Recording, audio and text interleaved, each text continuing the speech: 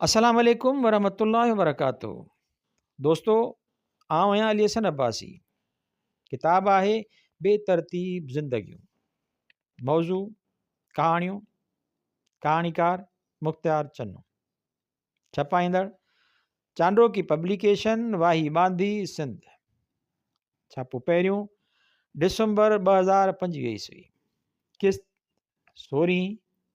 कहाणी लहंदड़ सिज जो मंज़र।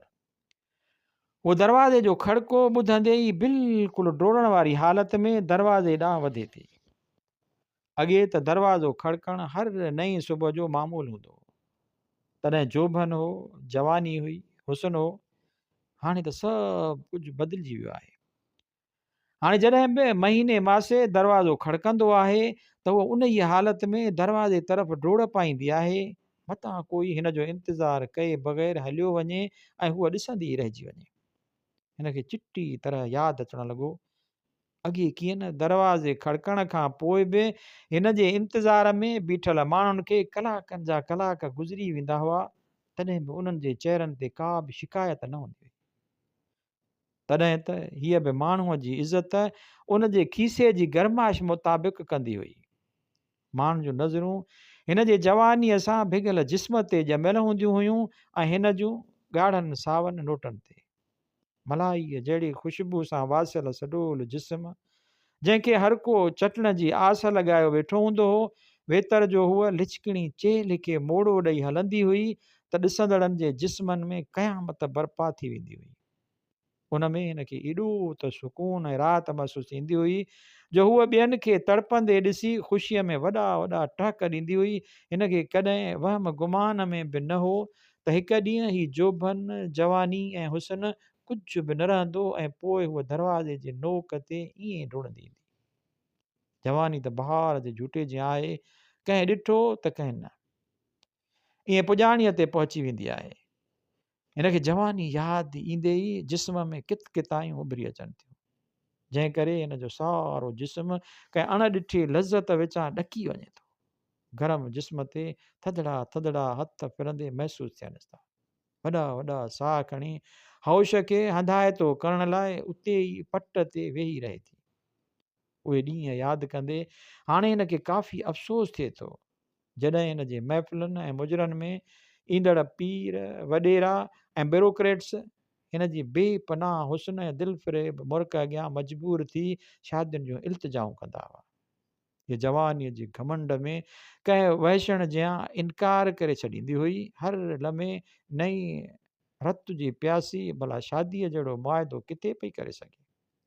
ईअं उहो हर ॾींहुं पंहिंजो कुंवारो जिस्म हर नए ग्राहक आॾो पेश कंदे कंदे कुंवारी रहिजी वई। जॾहिं पीरी जवानीअ ते छांइजी वई तॾहिं वञी हिन जी अखि खुली, पर काफ़ी देरि थी चुकी हुई। वक़्त जा धुंधला धुंधला अक्स संदसि चहिरे ते काफ़ी निशान चिटे चुका हुआ। संदसि जिस्म जो गोश्त काफ़ी ढिलो थी चुको हो। जिस्म में उहा चुस्ती न रही हुई, पर पोइ बि काफ़ी वणंदड़ महसूसु थींदी हुई। रोज़ ईंदड़ ग्राहकनि जी रफ़्तार में कमी थींदे थींदे आख़िर रुकिजी वई। अॼु बि हीअ हर नए ॾींहं जियां दरवाज़े में अखियूं खुपायो वेठी हुई। मन को रिश्तो जुड़ी पवे। संदसि चहिरे ते ख़ुशीअ जूं बेअंदाज़ रेखाऊं उभरी अचनि थियूं, पर हाणे मूं जहिड़ी औरत सां शादी केरु कंदो? हिन जे चहिरे ते आयल ख़ुशीअ जूं लकीरूं उॾामी वञनि थियूं, पर उते ई ख़्यालु अचेसि थो त कुंवारी औरत लाइ बि रिश्ता खुटा जो दरवाज़ो ॿीहर खड़कियो। हिन जूं सारियूं सोचूं टुटी पवनि थियूं। उहो दरवाज़े जे तरफ़ वधे थी, साम्हूं अलण हजम वाछूं फाड़े खिली रहियो हो। खिलण सबबि हिन जूं मुछूं अरबी अखर जी शद जियां लॻी रहियूं हुयूं। संदसि ॻाढ़ी पान वारे वात में बीठल दंदनि जे फ़ौज जा सिपाही पान ऐं नसवार तां शिकस्त खाई चुका हुआ।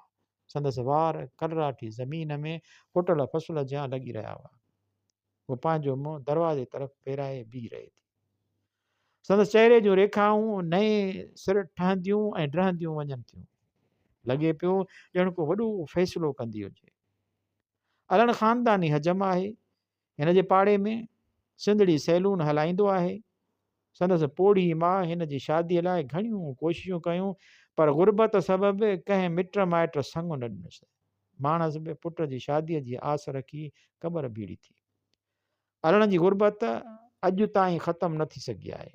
अॼु बि कुंवारो रहिजी वियो। जवानीअ में हिन जो छितो आशिक़ हो। जवानी अॻे ई दीवानी, ॿियो वरी अहिड़ी हसीन औरत, पर गुरबत ऐं मुफ़लिसीअ सबबि हिन जे जवानीअ जे गुल मां वास न वठी सघियो।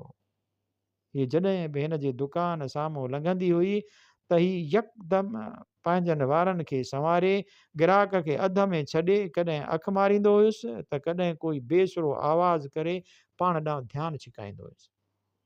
अक्सर करे शमन अली मीरालीअ जो ॻायल कलाम तोखे पंहिंजो बणाईंदुसि रख लाल ते ॻाईंदो रहंदो हो। उहा मुश्की चेल खे लोॾो ॾींदे नज़रुनि खां ग़ाइबु थी वेंदी हुई।